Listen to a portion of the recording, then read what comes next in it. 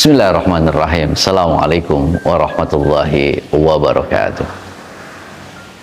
Alhamdulillah wa syukrulillah wassalatu wassalamu ala rasulillah.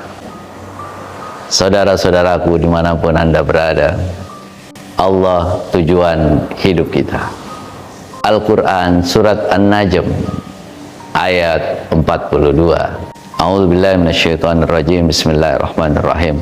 Wa anna ila rabbikal muntaha. Dan sesungguhnya kepada Tuhanmu lah tempat kembali. Ayat ini mengisyaratkan bahwa kita manusia di dunia ini akan kembali kepada Allah Subhanahu wa Ta'ala. Manusia terdiri dari dua unsur, unsur jasad, unsur fisik, dan satu lagi adalah unsur rohani. Unsur jasad, unsur fisik itu akan kembali kepada tanah, akan hancur, hilang oleh tanah. Sedangkan unsur ruh akan kembali kepada Allah. Ya ayyatuhan nafsul mutmainnah irji'i ila rabbiki radiyatan mardiyah.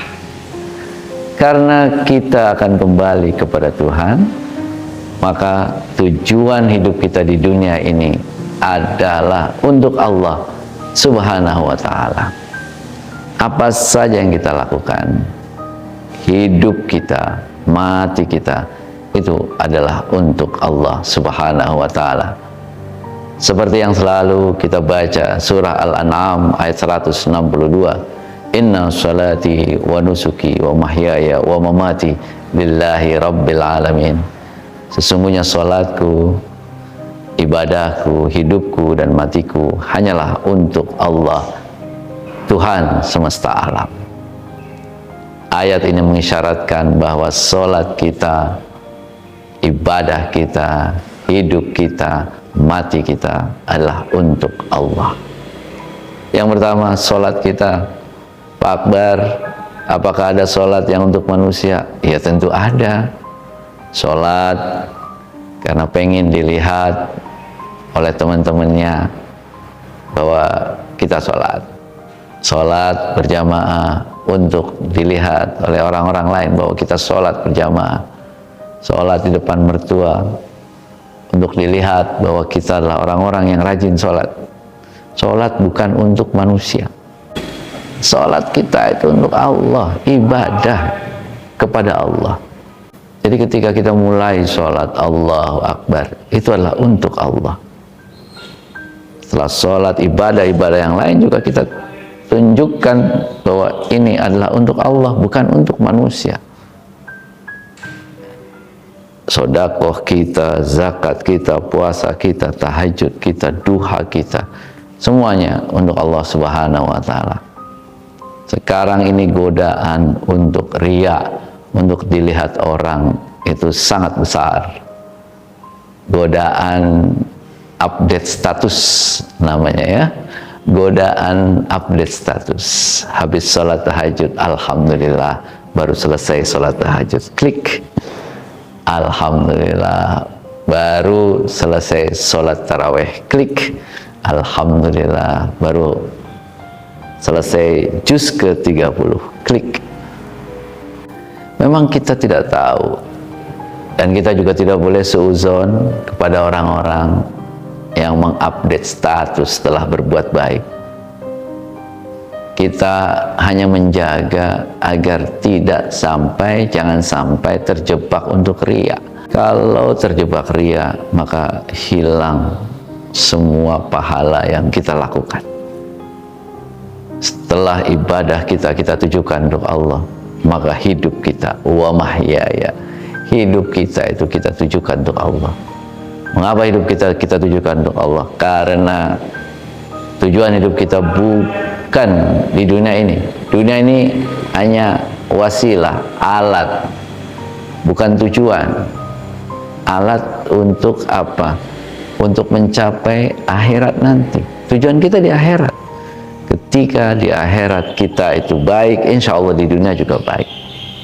Maka ibadah kita, semua apa yang kita lakukan di dunia ini adalah kita tujukan untuk akhirat kita. Bahkan mati kita hanya untuk Allah. Maka kalau ada orang meninggal kan kita selalu inna lillahi wa inna ilaihi raji'un. Kenapa? Akan kembalinya kepada Allah Subhanahu wa ta'ala. Jadi seluruh hidup kita bekerja. Ya Allah, aku bekerja untuk mencari nafkah, untuk mencapai ridho-Mu ya Allah, untuk-Mu ya Allah. Sehingga ketika kita bekerja, selalu bekerja pada jalan yang baik, jalan yang lurus. Tidak pernah terfikir untuk berbuat keji, tidak pernah berpikir untuk berbuat curang, karena kita tahu apa yang kita lakukan itu untuk Allah. Kata Robi'ah Al-Adawiyah, seorang sufi yang sangat terkenal, ilahi anta maksudi waridho kamu telubi. Wahai Tuhanku, engkaulah tujuan hidupku, dan ridhomu itu yang selalu aku minta. Dan ketika kita ibadah kita kepada hanya untuk Allah, hidup kita untuk Allah, maka jangan pernah berharap kepada selain Allah. Berharaplah sepenuhnya kepada Allah Subhanahu wa ta'ala. Kalau kita berharap kepada Allah, kita tidak akan pernah kecewa. Karena Allah kalau ngasih banyak, tidak terbatas, tidak minta balasan. Tapi kalau kita berharap kepada manusia, manusia itu sudah ngasihnya sedikit, diomongin terus, meminta balasan, kita kadang-kadang nggak ngasih. Kita akan banyak kecewanya kalau berharap kepada manusia. Maka serahkan kepada Allah. Kalau kita bekerja, serahkan kepada Allah. Kita bekerja dengan sungguh-sungguh, serahkan semuanya pada Allah.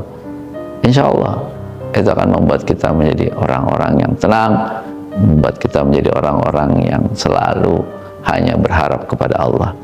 Jadi ibadah kita untuk Allah, hidup kita untuk Allah, dan jangan berharap kepada selain Allah. Barakallahu fikum wa fina jami'an. Wallahu minkum. Assalamualaikum warahmatullahi wabarakatuh.